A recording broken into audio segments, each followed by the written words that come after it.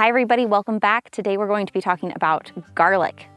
This staple crop is not only incredibly easy to grow, it's also really easy to store it long term and simple to save your own seed. After watching this video, you're never going to need to buy grocery store garlic again.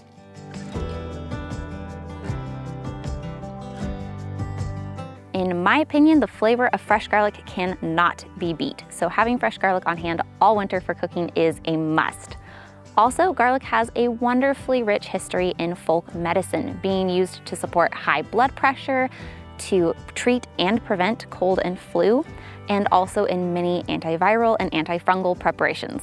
Today I'm going to show you my very simple approach to planting garlic that lets you be pretty much entirely hands-off until harvest. No weeding, no watering, no fuss, just plant it and forget it in 5 easy steps. Step number 1, prepare your garlic bed in a site that has well-draining soil and gets full 6 to 8 hours of sun.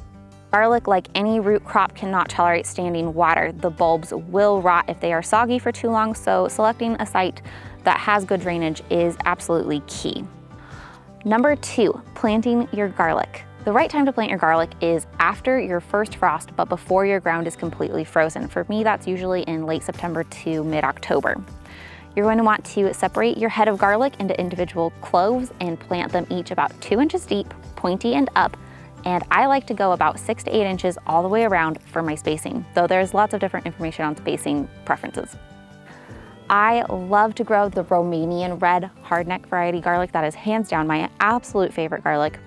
And I'm also growing Inchalium red and Nootka rose for my softneck longer storage varieties. If you want more information on the varieties that I'm growing this year and just more detailed written instructions for this process, check out this blog post. Step number 3, mulch heavily. I love the Ruth Stout method. It is so incredibly simple and gives you that hands-off because it smothers the weeds, it keeps the soil cool and moist, and you really can just plant it and forget it. So we're going to cover this entire bed with about 6 to 8 inches of mulch. Ruth Stout herself recommends using old hay, but you can use old hay, straw, leaf litter, grass clippings, combination thereof. I like to clean out barns and use animal bedding because then you get that rich fertilizer boost that your garlic is going to love. Step number 4 is harvest. In the summer, usually around July for me, when you start noticing your garlic dying back, when the bottom 2 leaves turn brown, that's the time to harvest. So go ahead and gently dig up your garlic at that point, which will lead you to step 5, which is curing and storage. Curing really just means letting your garlic dry out somewhere nice and warm for a few weeks. I like to lay it out in a single layer and put it somewhere that it's not in direct sunlight and it's sheltered from the weather, somewhere where it gets a good airflow until it is completely dried out. At that point, you can trim up the roots, and if you're growing a hardneck variety, you can trim the tops about 1 inch above the bulb. If you're growing a soft neck variety, you might like to braid your garlic. Those beautiful classic Italian garlic braids, you can do that with the soft neck varieties.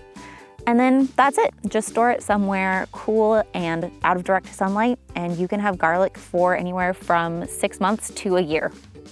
If you're planning to save your own seed to replant, make sure when you harvest that you set aside your biggest, best, most beautiful bulbs to replant. This way you will encourage more beautiful big bulbs in your future growth. It's as simple as that. I hope you guys enjoyed today's video. If you did, please consider giving this video a thumbs up.